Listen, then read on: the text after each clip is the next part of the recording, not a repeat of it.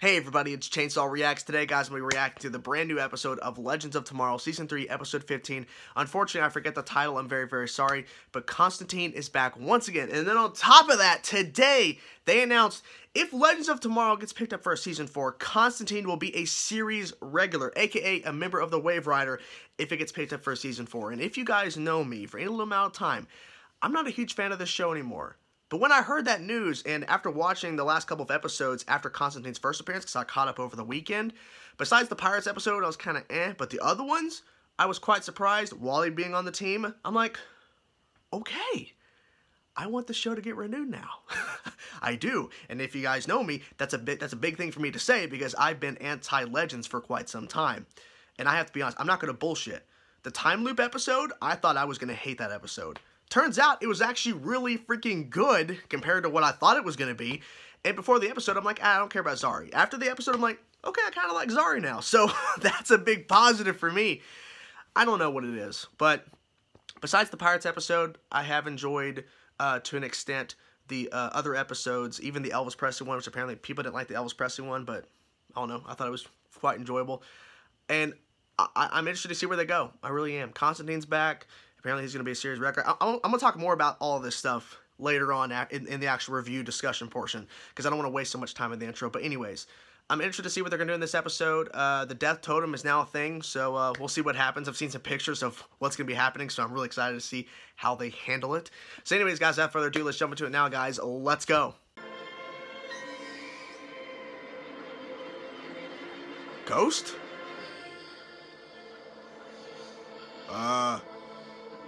Don't walk to that. Don't walk towards that. Yeah, we did sleep together. They did. It was kind of weird, too. Some people were kind of conflicted on Constantine and Sarah hooking up. It just made not a lot of sense. Nate, you go with Wally, and I'll go get on alone. They are kind of bros. Uh-oh. Death Totem. I'll find it. It calls to you, doesn't it? The Death Totem chose you. Aha! Canary. You. Ice Collar, Black Canary. Sarah. Bring back your sister. Ooh, that is enticing. No totem bearer. You've conquered your demon. Oh, shit. You're stronger. That scared me. Oh, the picture doesn't do it justice. I saw a picture of this. I'm like, oh. What happened? Whoa. Okay, I wasn't expecting that voice. The picture doesn't do it justice. It looks cool.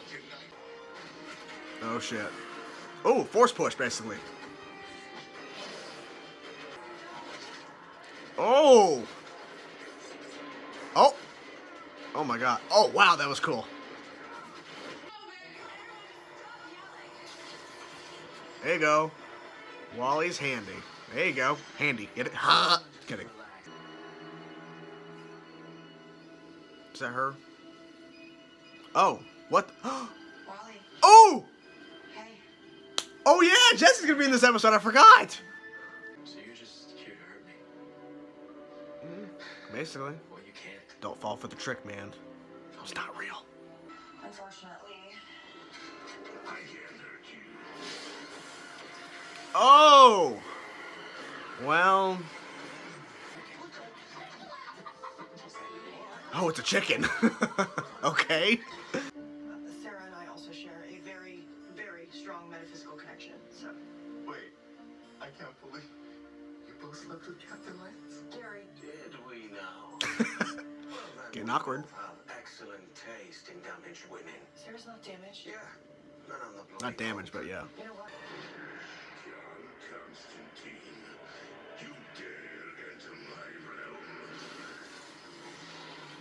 Whoa. Okay, well that didn't work. Well, that didn't work either. Ah! Jesus. Hey. There you go. The Legends will be fine as long as they just don't split up. Mick and I will find Zari. Alright, and I'll go get the Earth Totem. You're gonna die. Jesus. You're gonna die. Oh. Well, she was an assassin.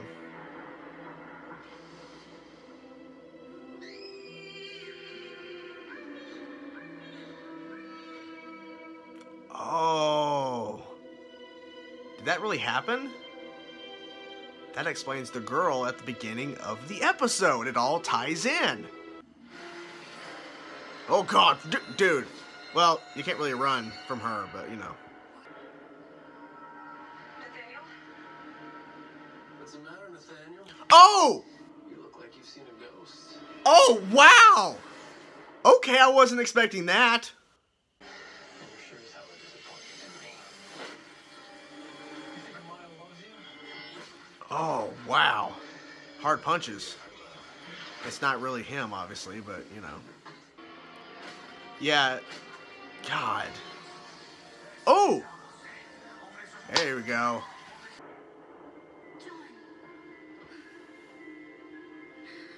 It glamored your voice. That's the oldest bloody trick in the book. You don't remember me? I know it's been a long time. Astra. Mahalas will free me from hell, but... No, don't fall for it. Come on. You just said it's the oldest trick in the book and you're falling for it, Constantine. Come on! No one escapes hell. The sacred cause commands you to free this woman from your presence. I knew it. It was a trick. He was tricking... Oh, God. It's working. Oh, God.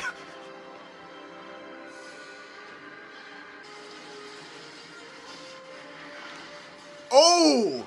Good job, Mick. At this point, I might as well just make you a bet on the ship. Tempting. It's coming.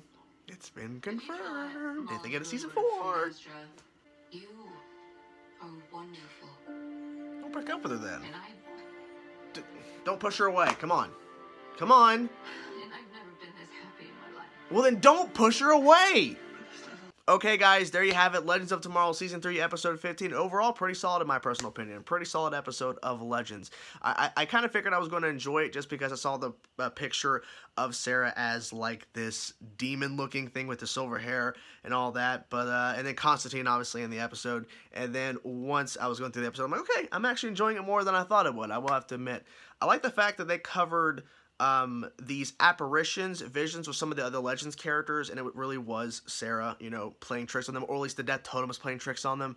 And the fact that Sarah touching the Death Totem shows her true self, or kind of opens up her true self and exposing it to everybody else. And it kind of turned her into a version of Silver Banshee in a sense, but it was cool to see, because I forgot Jesse Quick was going to be in this episode. I completely forgot about it. I was like, Constantine, he's back, Constantine. I freaking love Constantine.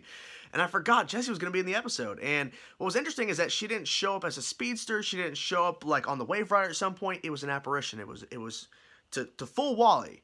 And it was kind of funny because a lot of the apparitions that were happening in the episode, all of them, for the most part, were like, this is a trick, this is a trick. But then they still fall for it. Like, even Constantine, he's like, oh, this is the oldest trick in the book, you know, having the voice pop up of Astra. He still fell for it. I'm like, wait a minute. You were supposed to know this stuff, and they still fall for it. But it was cool to see Jesse as an apparition and to kind of have this conversation with Wally. And Wally kind of admitting, look, I'm kind of happy you broke my heart. I kind of am, because I'm going to find someone, I'm going to fall in love with someone that's not you, that, you know, blah, blah, blah. And it was cool to see Wally have this moment, because we've seen him, of course, being upset over the whole Jesse Quick situation, but I guess it makes sense that we kind of have this moment, because we needed it, I think, because it was just kind of broken and that was it. Cinnamon Still, that's what we call him, Cinnamon Still. Me and Alex from Electro Brit Smash call him Cinnamon Still. He saw his grandfather from the JSA, that was cool, but then, of course, he's beating the shit out of him. Of course, it's actually Sarah. And then Mick, the Fire Totem, which I'm like, okay, so they're trying to get the Earth Totem. That falls through. Okay, we need the Fire Totem that they've been trying to work on, because I think it was in pieces or whatever, so they were trying to rebuild it. And Mick puts it on, and he actually successfully knocks out Death Totem version of Sarah. And then you'll get this whole thing where she's talking to Nora. Is that her name, Nora? Dark in the thing or whatever. And my one big critique about this show, I'm not all the stuff of my issues with this show.